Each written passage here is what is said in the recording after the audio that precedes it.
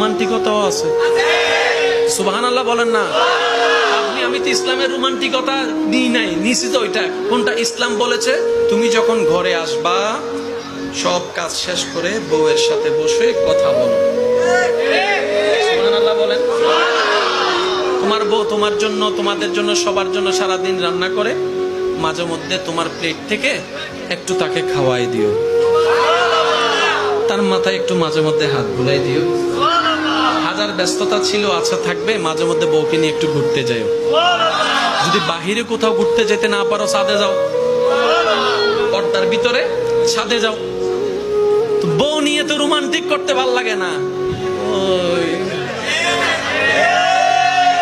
বউকে শেষ কবে?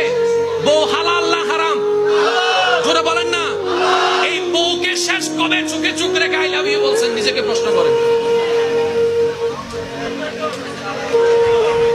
এবার বলেন, অন্যের বউকে, অন্যের মেয়েকে, অবৈধ সম্পর্ককে আই লাভ ইউ বলা হোসাইনি না এজিদি?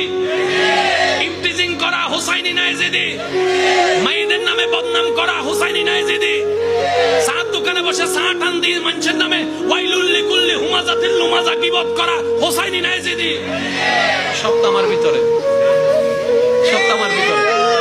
এবার আপনি মানেন না মানেন আপনার ব্যাপার, কিন্তু আল্লাহ বিচার করবেন আল্লাহর বিধান অনুযায়ী।